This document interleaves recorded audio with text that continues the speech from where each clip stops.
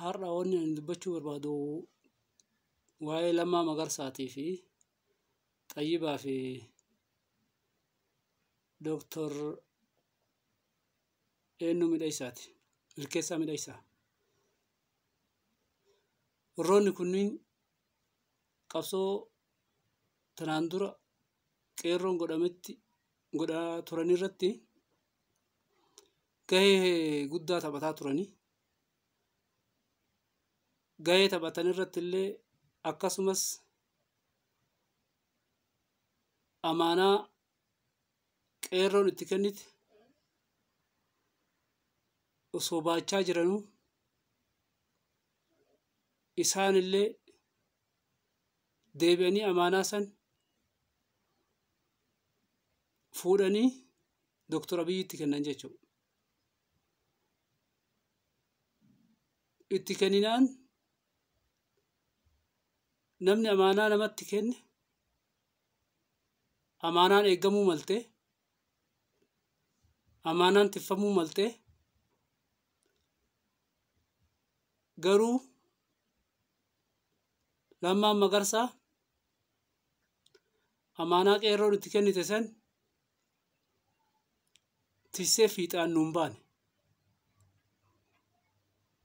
Nuutisi osoo hin taane orga gaafa Oromiyaa irraa ka'eetiyyuu waan ijaan arguu fi waan dalagamaa ture osoo argu akka nama amaanaa ofirraa qabu osoo hin taane akka nama Oromoo tokkottuu orga Oromiyaa irraa ka'e wanni takka wanni nu godhe hin jiru jechuudha.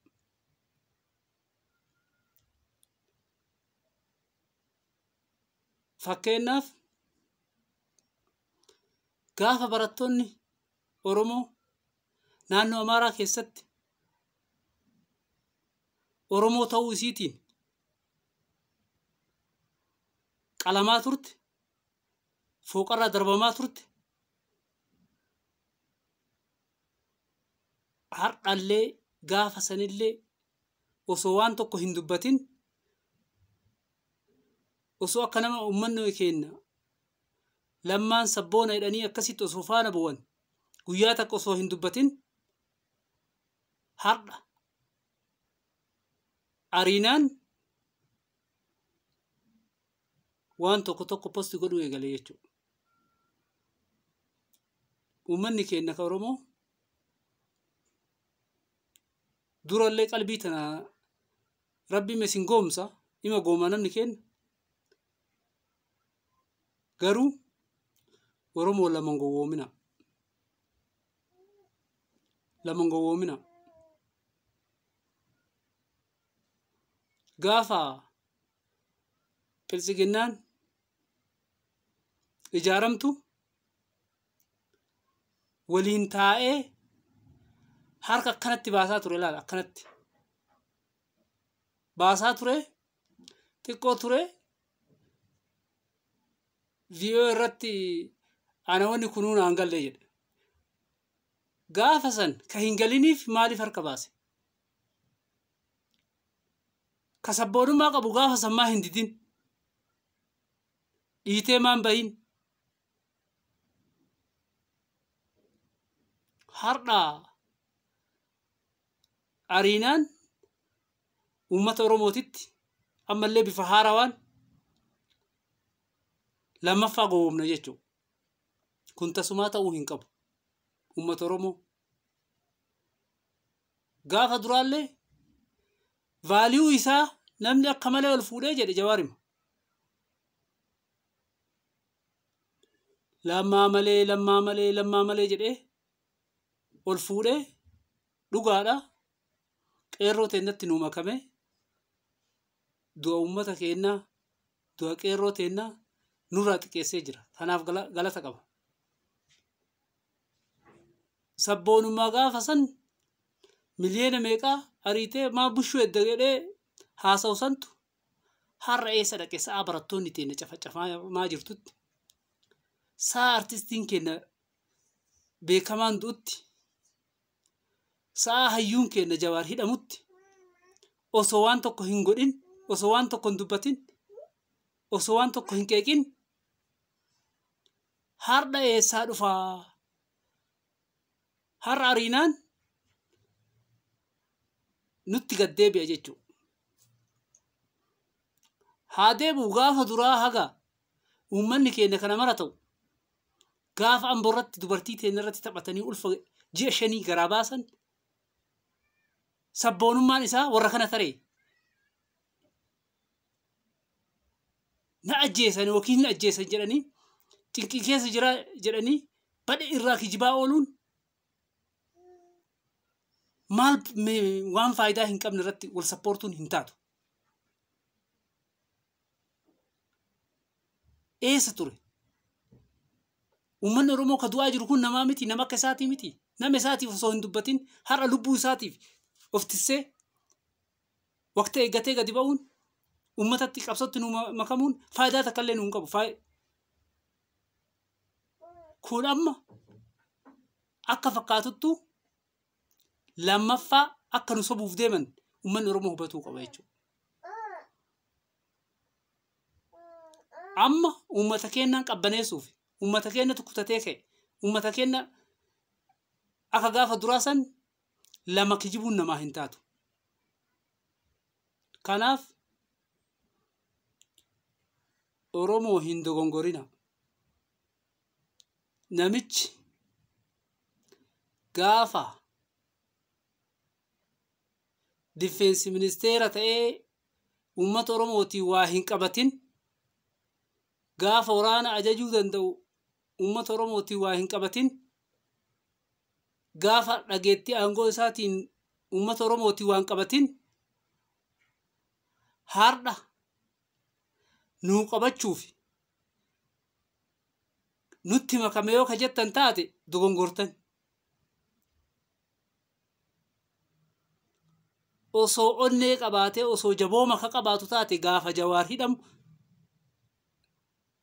gaafa Hacaaluun ajjeefamu uummata Oromootiif gadi ba'a. Har'a cadhisee har'a ari'anii kun shira ariisaa miti shiratu jira. Ani miidhagsaa fi xayyiba irraa homaan jedhu gahee guddaa ka harkaa qabaataa ture gaafa uummanni keenya miidhamu gaafa barattoonni Amaaraa kililii keessatti akkasii hobba'aa ture lammaa mee yaada maal kenne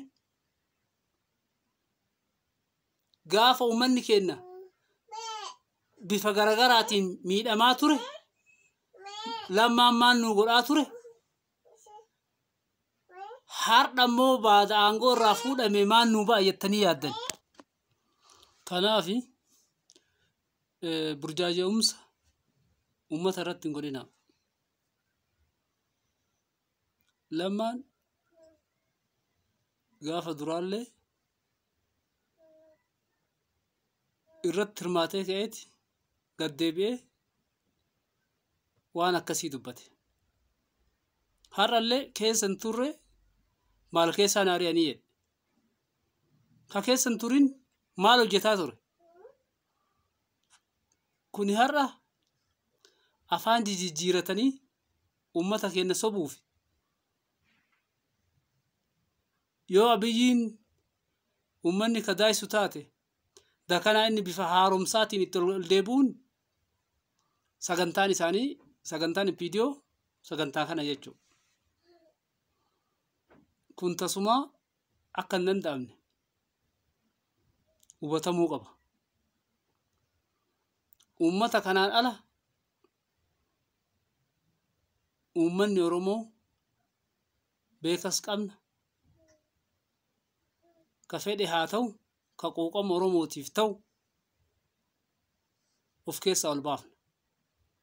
Qabna Jawaariin qabna ka biroollee. Jawaar hidhamuun qabsoon hidhamuu miti. Uummanni South Afrikaa Mandeellaa mana hidhaa kaa'ee ofii qabsaa'aa ture mi? Rakkoon qabu hoggana Jawaarillee hoggana. Kadibiillee hoggana hedduu jira. Kanaaf bifa of haaromsanii ammallee nu kijibuuf nu gad dhufan ofirraa laaluu qabna. Sabboonummaa lammaa warruma lammaa faarsutu beeka. Faarsine dura hingaa baqa. Homaa wani nu ba'u hin jiru.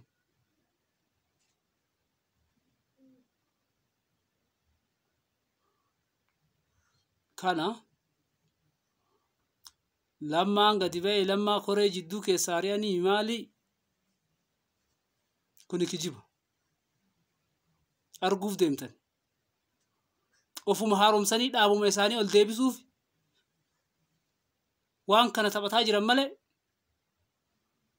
waan haaraya.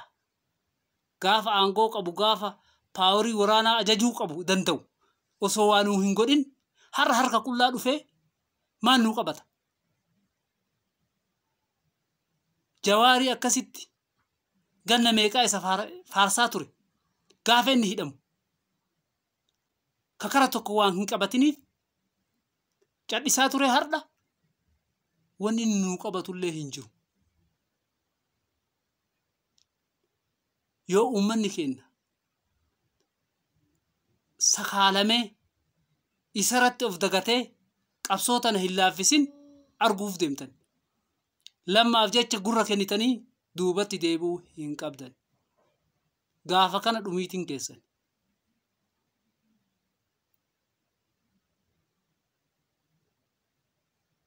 Abiyyi gaafa Jawaar lammaa malee Abiyyi akka hin qabanne jedhaa ture.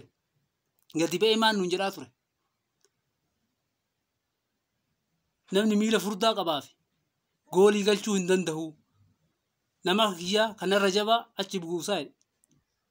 Kan isarra jabaa ka Amaara nurratti